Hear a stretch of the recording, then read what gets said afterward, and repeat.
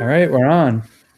So I'm visiting with Mrs. Hoyt, kindergarten teacher from Pine Glen, and we're just checking in with people during the school closure to see how they're doing, and wanted to ask how week one went for you. I know it was something new for all of us.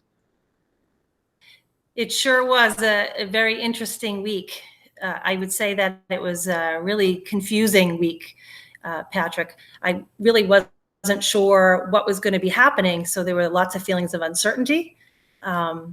I must say I was happy to have a few mornings where I slept in a little later than I usually do on school days, but it was definitely a week of uneven sleep patterns. And I think now that I know I'm going to be home a little bit longer with this week coming up, we're going to get into some routines of sleeping a little bit better. Yeah, I hope so. I can definitely relate to those waking up at night and thoughts going through your head, and it's just such a unique situation for all of us. So speaking of routines, what are you thinking for this week? I know I'm thinking of some different things to try to get myself on track. What are you thinking for yourself? So the clock's going to be set, and we're going to have, back to some normalcy in that sense for my household. And a routine of meal planning has to occur because my household is typically 2 adults on a regular basis, and we have now fluctuated up to 5. So the refrigerator has required constant stocking and a game plan. So one of the routines that is going to take hold in my house is meal planning for the week. And then if there's that much meal going on, we got to do some exercising and plan some regular walks and getting out of the house to make sure that we're not limiting our activity.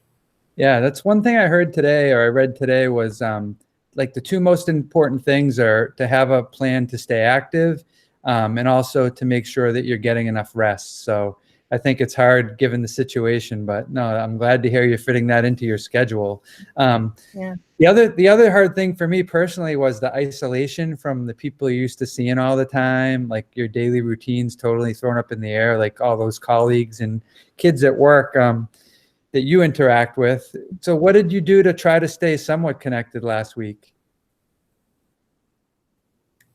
Well, I am a very social person, so the change in my routine was hard in that sense. And I took some steps to fill those voids, both in terms of colleagues and friends and family and students. So I did reach out to quite a few colleagues with a quick text or a phone call.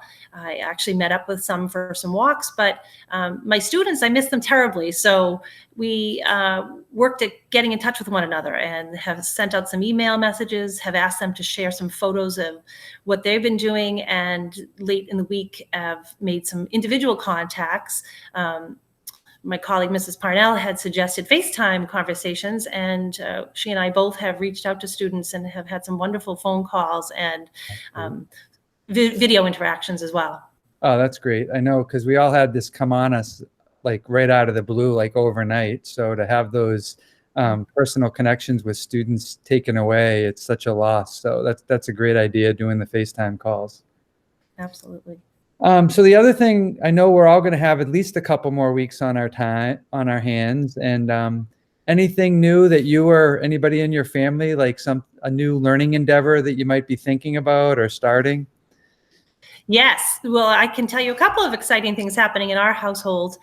I enjoy cooking, but day to day don't get to that. So I've been digging through recipe boxes and making sure that we're going to have some interesting new meals. My husband had been expressing an interest in woodworking and has made sure that he's got the resources available to start building furniture. In fact, just today, he built his first piece of furniture. We have a brand new sofa table that will be finished up in the next couple of days. Wow, that's great. Maybe you can post a picture of it online at some point and people can put in their orders. Yep. Keep them busy. The other thing I think it's important, and I know we talked about this a little bit offline, I really think it's important to look for things positive. I know there could be things coming down the road that may make it harder, and we're not trying to make light of this and say, just smile it away. But really, I think you find what you're looking for, and with what we're all going through, just the loss of our routines alone, to start looking for things to be grateful for that this has allowed us, I think is important. So is there anything in particular, big or small, that you think that you're feeling some gratitude about? given our circumstances? There's actually a lot to be grateful for. Right now I have the opportunity to talk with people that I don't ordinarily keep in touch with. I have some good friends in other states and other time zones, and I've been able to be in touch with them.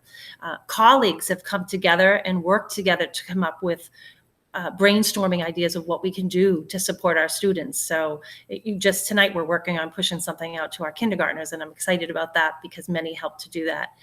There are businesses that are doing things for us. And as a former grant recipient, I reached out to a company that had given us some resources through the BF grant that we had.